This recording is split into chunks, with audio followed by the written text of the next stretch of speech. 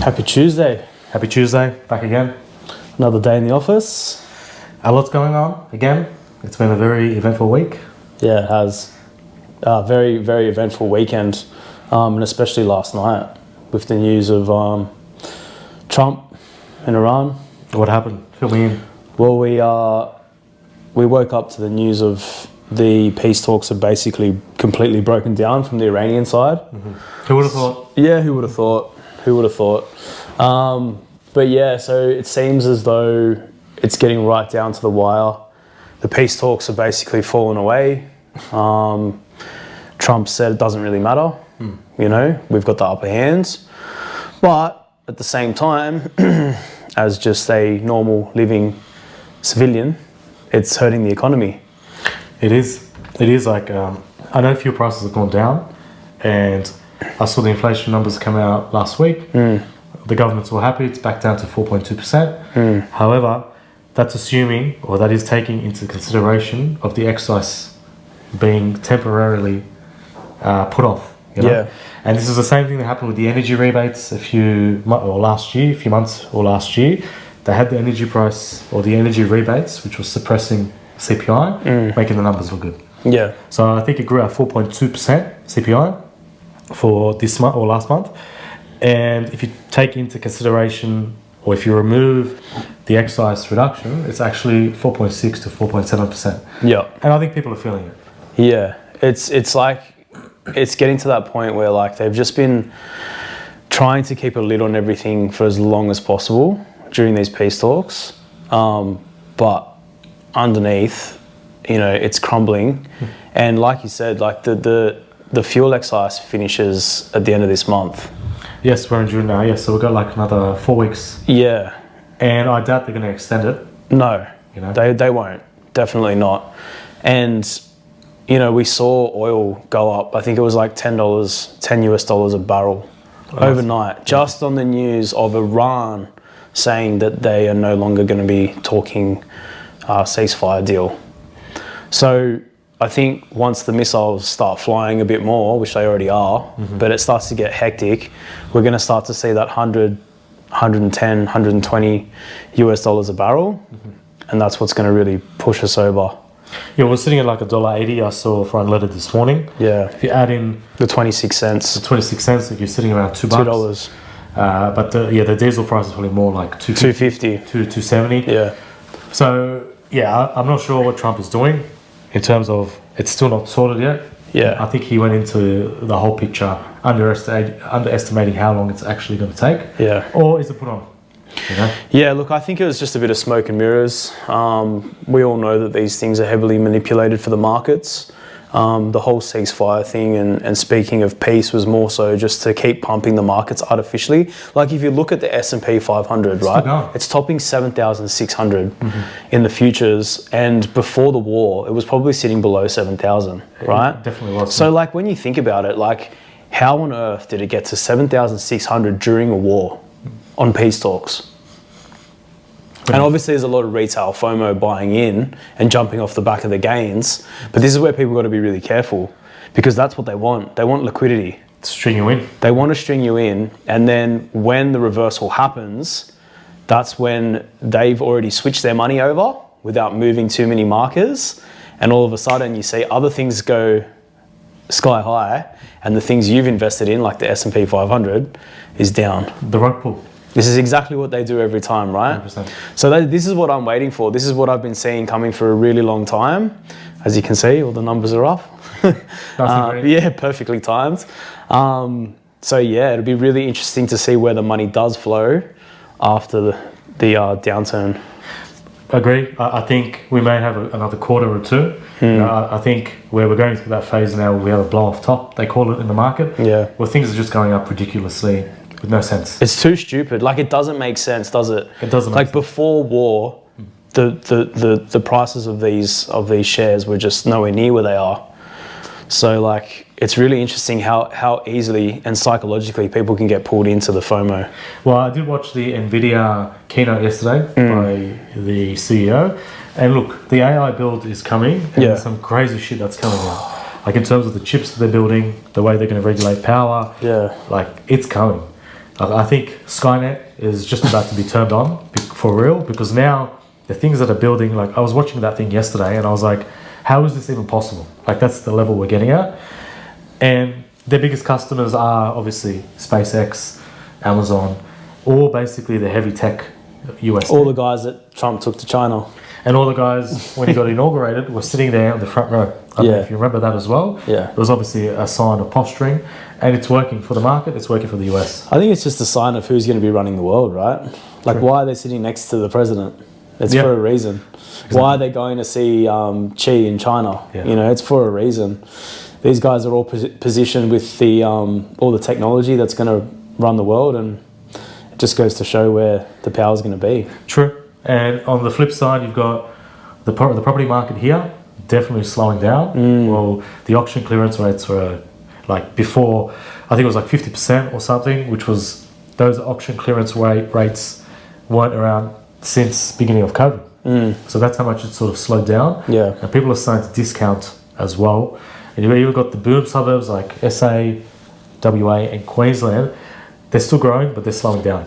Yeah, they've slowed down heaps. I know since when I got into Perth, I think it was a couple of years ago, when I got in, maybe 2.5 years ago, we saw like a 47% growth. It's nuts. In like a 18-month period. And then I think it's slowed down to like 10 or 5%, something like that. But really interesting that what we spoke about a few podcasts ago was people getting into the market with their first homes at the 5% deposit scheme. Which was ridiculous. And we saw the news over the weekend that they're actually now negative equity, which is really, really shit.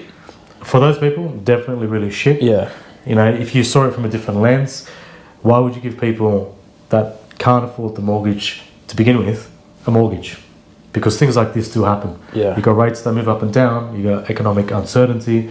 And yeah, I understand you want to help the first home buyer to get into the market, but guaranteeing their loan at a really low deposit is not the way to do it. Yeah. It's shit because when you look at it through the lens that we do, you see it as a trap, you know, and they say like we're trying to help people get into their first home, but they know the repercussions of what happens when someone gets into their first home in a market where interest rates are on the rise or could potentially go up, and they can barely afford their loan repayments. Like, this is the thing, like if you didn't factor in those 3 rate rises plus more, there's more coming, right? We've still got what, another 2 or 3 rates. That's what they're saying. Yeah. Another 2 or 3 coming. You factor those in, and people are already bent over a barrel. Like, where do they end up at the end of the year? You know, are they selling their home in a market that, you know, the clearance rates are at what, below 50%? Yeah, well, like say a market like Melbourne. So Sydney and Melbourne are going backwards already, but Melbourne is going backwards even faster. Yeah. So they've had the last few years haven't been great anyway. Yeah. Because of the government down there putting all these new taxes, land tax, and all the rest of it. Yeah. There, I was reading that the prices already down there have plummeted. Yeah, and it's no surprise because look at all the news around the crime that's going on as well. Yeah, well, it's you know, you've already put a bad connotation on landlords to start with. So you already pushed money into different states. You can see WA, SA, Queensland pumping, because it was basically investors that were going to go to Melbourne have just gone to other states which are more friendlier to landlords. Then on top of that, Perth, yeah. And then on top of that, you've got the crime wave that's going down there. It's the highest taxed state. You know, now I saw the other day they're going to try and mandate working from home days. I saw that 2 days a week or something for a small business, and it's like, you know, I understand work-life balance, but if you are a business owner, exactly, how does that affect the businesses? Yeah, it's like you're making the state so unviable. You know? And that's why capital is moving away from the state. Yeah, and unfortunately, I think that's going to start to happen with Australia as a country. What we're seeing in Melbourne, I think we'll see across all states in Australia because of this new budget that's come in. And I know there's a lot of news around, you know, there could be tweaks and changes, and One Nation and Liberals are coming out and saying that, you know, the capital gains tax is, you know, too much and all that sort of stuff. But honestly, I firmly believe that all of these, you know, fight backs against the budget are just smoke and mirrors. That's for sure. Like, I honestly just think it's smoke and mirrors to keep people like you and I, or anyone who's looking to invest in this country or open a business, to just hope that it's not going to happen and then just open a business. But honestly, I can't see it changing, and I honestly think that over the next 12 months, we're going to see a lot of people moving out of the country. Well, this period of uncertainty, which is now, because it's still going through Parliament. Yeah. So anyone that's buying a house is sort of thinking, well, let's just wait for the laws to pass. That's right. You know, so you've got, and then you've got the other side of where people want to sell. Now all of a sudden, you've got a market that's stopping. Yeah. You know, and it's okay when the market goes down, when the market goes up.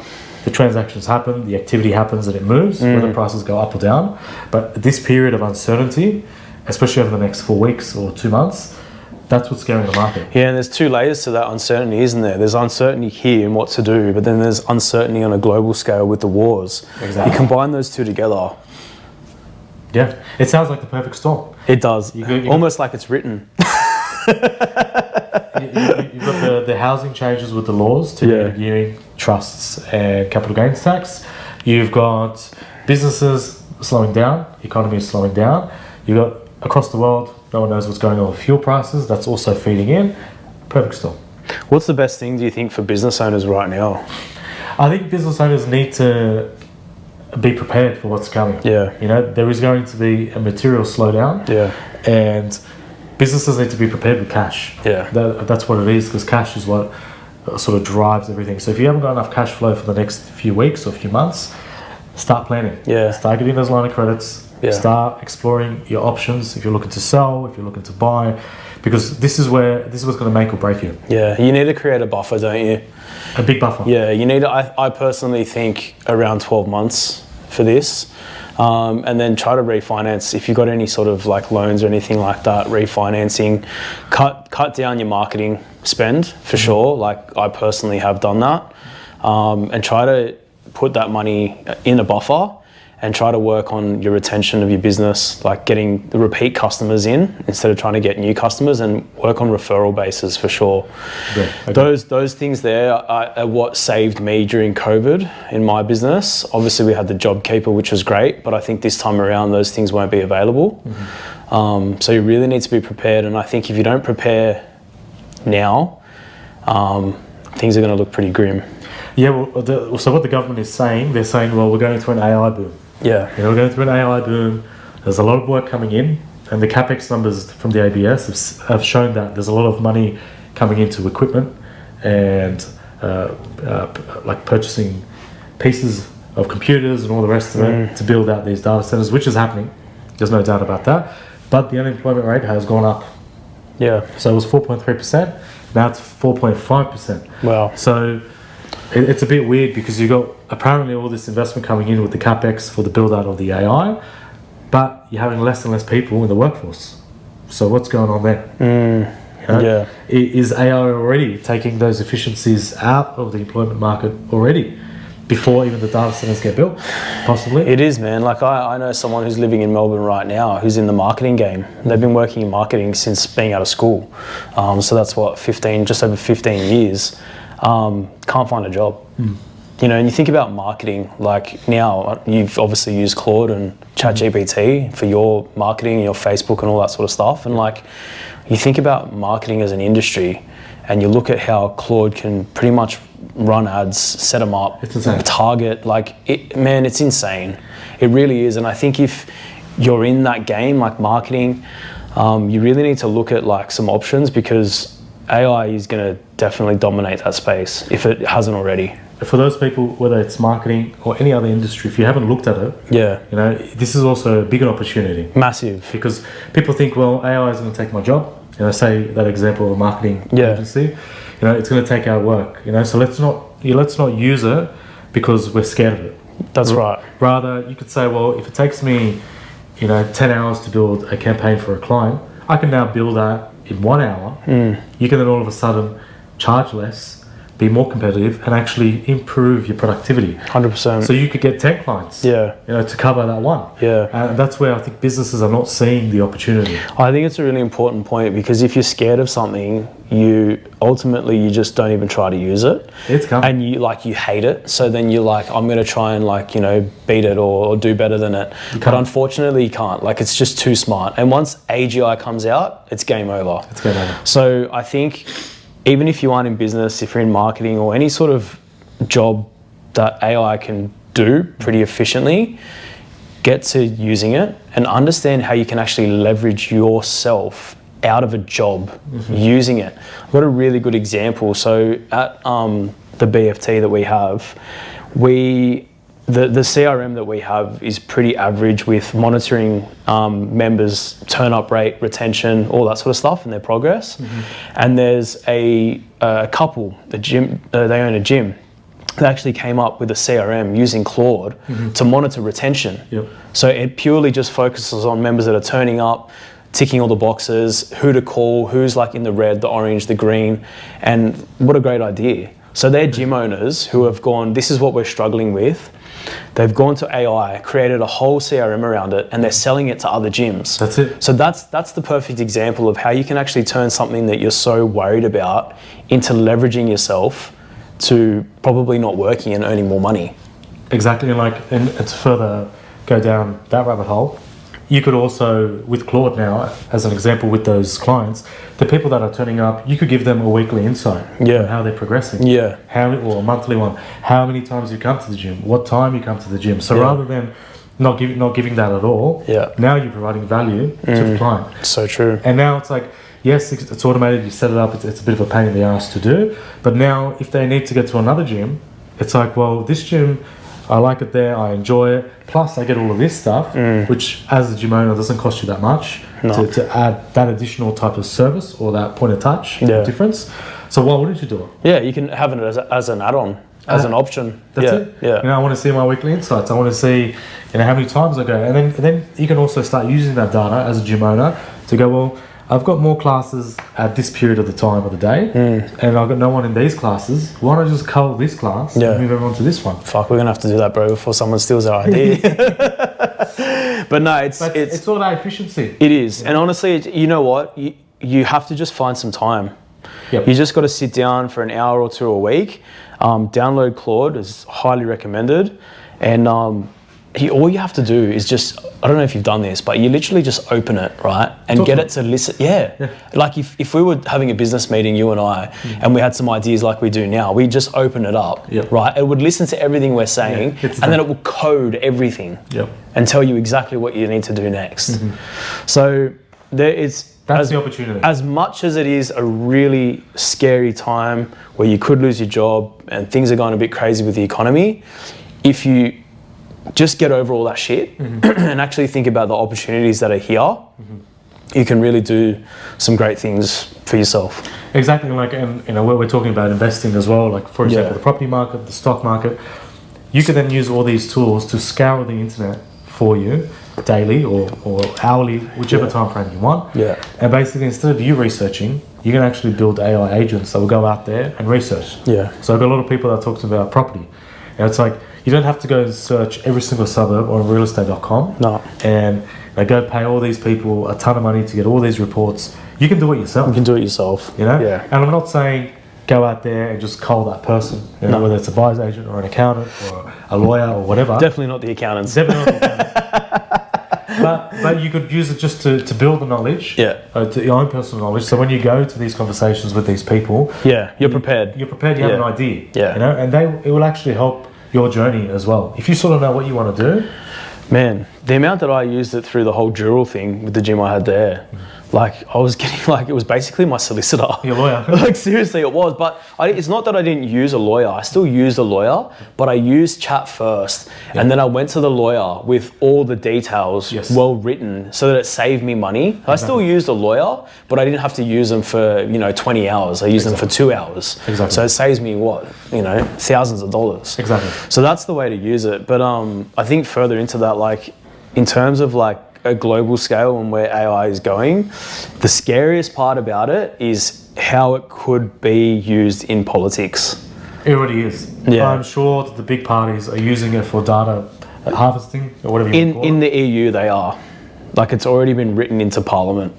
Well, it was already being done in the 2016 election in the US. Yeah, that's true. There were these big companies that were basically checking where people were going on Facebook, what they were reading, and then they were building ads and promotions based on those specific niches. Wow. Which sort of swayed the election. Because when it comes to voting, say you've got 4 parties here essentially. You've got Liberal Labour, you've got the Greens, you've got One Nation. most people, probably the 40% of people vote for Liberal Labor. Then you've got the 10% on the fringes, and the fringes are the ones that sway which votes, way the votes go. So that's where if you target those people with specific messaging on what's going on, the economy, and all the rest of it, you can actually change the way that they It's a think. psychological game, man. It really is. And you're not only just in AI, but you're also seeing it in the news, like the mainstream media. Like, how much praise have you seen on One Nation over the weekend? So I was watching it and I'm like, wow. she could be, if they held an election today, which is nuts, she would be the PM. She would be. I don't know how. She would be. What they were saying. And I think this is to give pressure onto the government with the changes that are going through for negative gear and capital gains. I think it's the lobbyists, it's all the big money, it's all that saying, hey, if you do this, Australia's not with you. Yeah. And I think they're really pushing that narrative. They are. And all you can see is orange. All I can see everywhere on all the news is orange. One Man, Nation, One the Nation. amount of times I've heard that One Nation are leading the polls over the last 3 weeks. And then you've got Tony Abbott coming in as well. Oh my God. As the new president. of the Libs. Yeah. And look, I think they need to do it because what they're doing now is not working. But it's so desperate. It is, but I don't think they have, the alternative is there's nothing there. But that's what I mean. You know? That's the problem, right? So it's like Liberals out of the game. Liberals are out of the game. And I think he will definitely stir support, especially from the older generations. Yeah. And I think, both parties need to get aligned with what's happening, our cohort plus below us as well. And I say the 18 to 40-year-olds, I think that's where they really need to focus. We need Clive Palmer. He's the man. He never gets pushed. Yeah. He knows his shit, man. I watched the podcast. He was on the Carl Stefanovic show. Man, he's a businessman. He's a businessman. He's our version of Trump, essentially. Yeah. His views on the budget were really eye-opening. He was brutal. Yeah, like, he's just like, it's an agenda. Yeah. Yeah. It's just like that famous Kerry Packer quote about paying tax. Yeah. It's like, these are the people with money. Yeah. These are the people that are going to make the decision. He actually wanted to open an oil refinery here. Yeah, He's been trying for ages, but the government just won't let him do it. And it's insane. Like, we're hiding behind the green policies. Yeah. We're trying to put our electricity prices higher. Yeah. And you watch, in 2 or 3 years, nuclear will be a thing. Yeah. It has to. Yeah. Because if we're going to be building... Once no one has jobs. Yeah. Once, especially if we're going to be building nuclear subs, and you got to think on a scale of war, no one's going to worry about where the energy comes from. We just need it. Yeah. There's a famous quote by Trump. They were building electric tanks. Looking to build electric tanks. He's like, we're building electric tanks to save the world, but we're blowing shit up. And it's like, how does that even make sense? He goes, you're going to have these tanks in foreign countries that run out of electricity, and what happens then? The tanks are just stranded in enemy territory, and then on top of that, we're blowing it up anyway, like the rest of the world. And it's like, it doesn't make sense. The robots will be fighting our wars soon anyway. It'll be full Terminator. They already are, especially in Ukraine. Well, I know China's designing robots for the military. For sure. Yeah. I think America as well. Like, when you look at Iron Man, the movie, I think that definitely probably already there. 100%. But in terms of one step further, it was fully autonomous. All these drones and stuff, they're all autonomous. Yeah. There's no people in them. Yeah. I think it'll get to a point eventually where people just don't trust politicians anymore. I think we're there. Yeah, well, we are there. And it'll just carry on, and the wars will unfortunately, they'll get worse. And people will just have enough. And then I think, the long-term plan would be complete AI governance and AI surveillance. Imagine you're walking around and you've got the screens everywhere, and I don't know, you litter something, camera picks you up and a fucking robot pulls up next to you and says, hey, that's $50. Do you know what I mean? That's kind of where I think things are heading, unfortunately. Well, especially with the digital ID that's coming. They want to track now where you spend your money. Yeah. There's big changes in terms of anti-money laundering that are coming through on the 1st of July. And basically, and they should to a certain extent as well. Of course. Is find the money that's dirty, that's illegal. Yeah. But they're pushing the compliance into everybody else. Everyone, yeah. So there's a small portion. It's a big banner. There's a very small portion of people doing it. Yeah. And now you're going to get everybody. Yeah. But this is typical. This is what they do with everything. Even if you go to the bank and you take out more than, I think it's $8 grand or 10 grand. The questions. The questions they ask you need it for this. Why do you Sometimes they say no. They do. Yeah. They do. They say no. Sorry, you can't get that much out. It's not a reason we're going to give you the money. And it's like, What the fuck do you mean? That's my money. Yeah, it's insane. And of course, they're pushing to an economy that's fully digital. I understand that. And look, it makes it a lot easier. You know, I hardly use cash. Well, the ID thing is it's coming because like because I changed my mobile number, I actually can't get into my MyGov account. Yeah. No, it's already here. That's why. But they were pushing me to do the new one. It's called My ID, which is the digital ID. So for anyone out there who doesn't want to get digital ID, be careful. If you click on My ID, it's called that's the actual digital ID. Yeah. You can do it the other way around still now, but if you click on that, it's all digital. But it's saying that I think it's already there. Like if you leave the country, you need a passport. That passport's connected to an ID, to your tax file number. Yeah, like it's already connected. I think it'll develop over time where that social credit score system thing comes in, and once they start using central bank digital currencies, that's where it'll get a little bit scary, where they'll start controlling how you spend your money and when you spend your money and what it's on. Yeah, true. But we'll see. So what happened with the Clarity Act? Is it done? It's not done. So the Clarity Act has been pushed through the Senate. It's got its votes through. It's got to now get to Trump's desk. Okay, but so if it goes through the Senate, so it's gone through the Senate, and we've seen some coins actually go really well off the back of it. So XLM had 100% gain in a week off the back of the Clarity Act and being integrated into the DTCC, which is a financial system basically, and that's for peer-to-peer transfers. Yeah, so that's really cool to see because XLM is like XRP's little sister. So if and when the Clarity Act gets done, we'll see big amounts of institutional money come into XRP and a few other coins. It could come sooner. If everything goes to shit with the war and we see the reverse carry trade out of Japan, it's unwind because I know they have their next interest rate decision early this month. I actually think it might be this week or next week. If they raise the rates over there, but they have to. Like I would have thought they have to increase the rates. They have to because of oil. The oil's too expensive for Japan. Correct. Yeah. And what they've been doing as well, they've been dumping US dollars. Yeah. US the bonds. Bonds. Yeah. So now they're trying to prop up their currency. Yeah. Which is, look, it's very dangerous. Yeah. Then they tried to do it through bonds, but now they've basically extinguished all other angles. They have to go to their interest rates.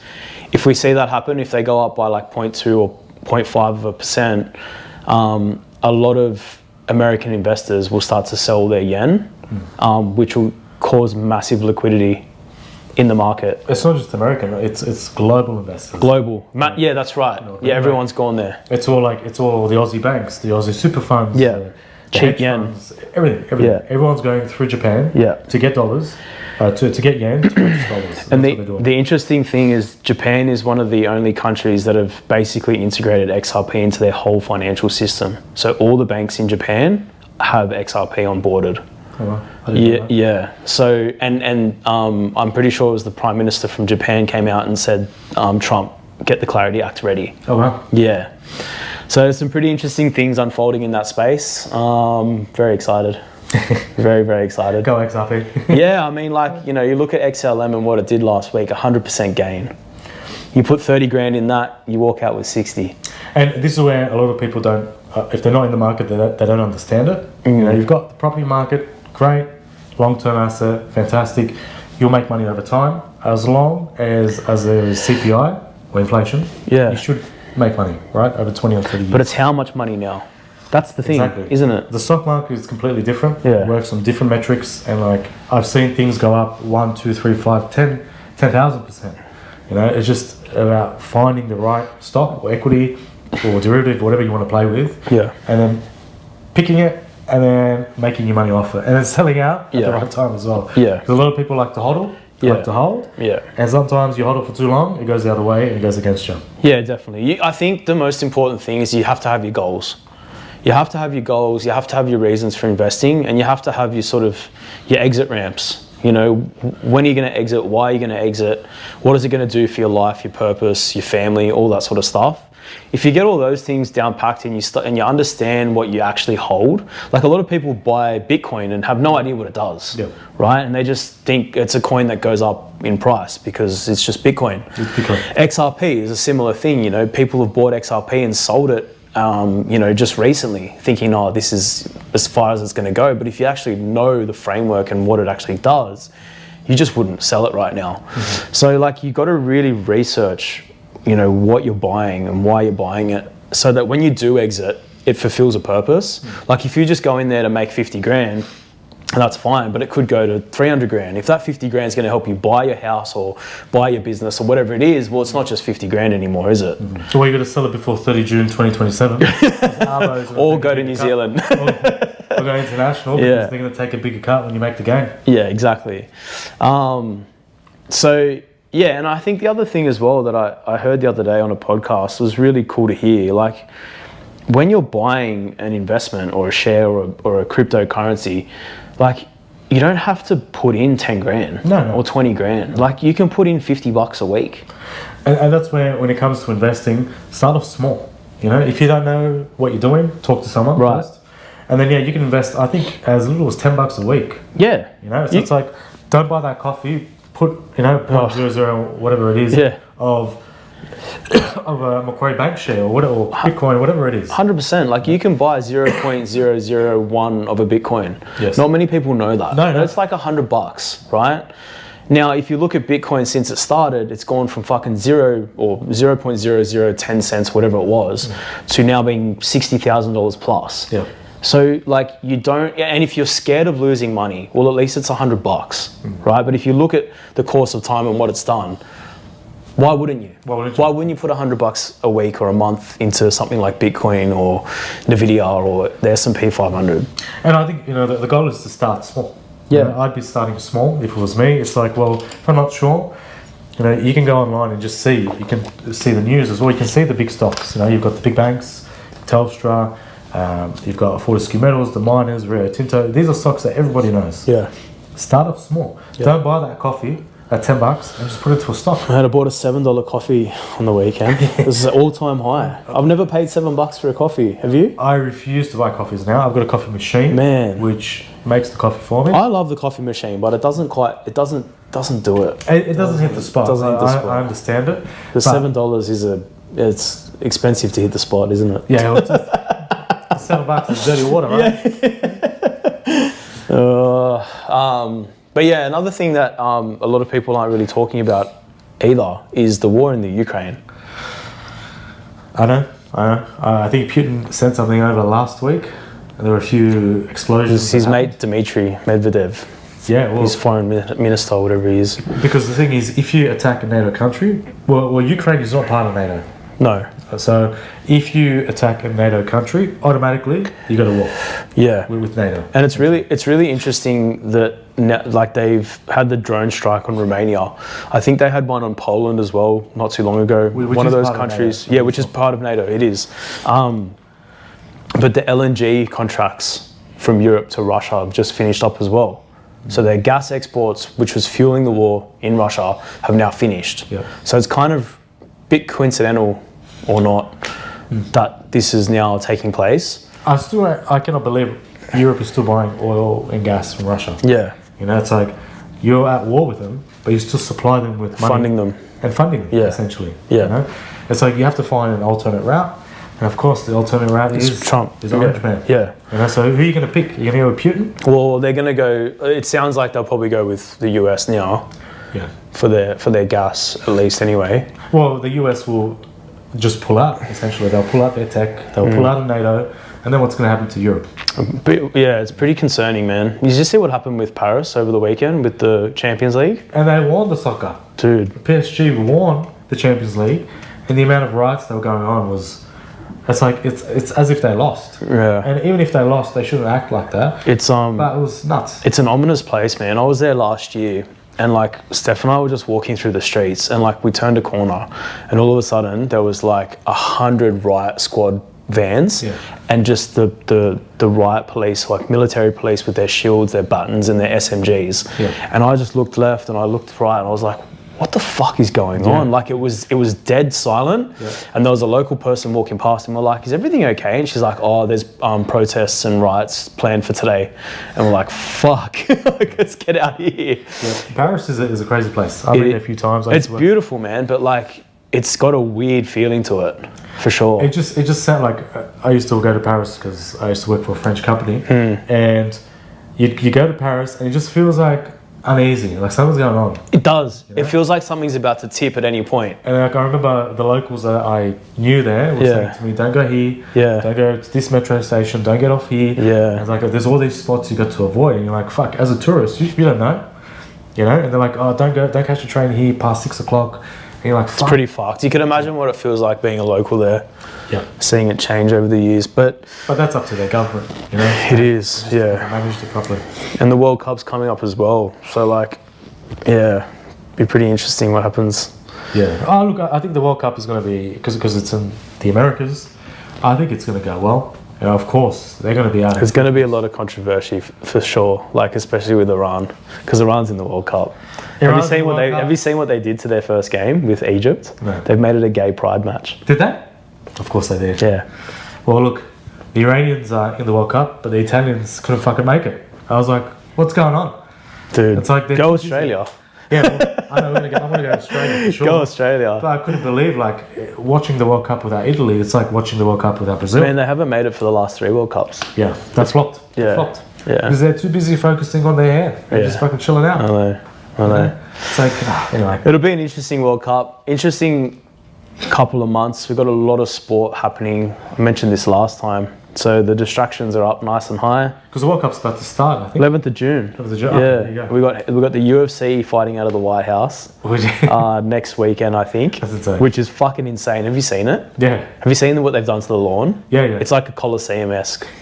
Like it's insane. He thinks he's the Roman Empire. It's America. It's like go big or go home. Yeah. But yeah, I think a lot of news will come out every day on the Iran US thing, and it's going to really hit the markets in every direction.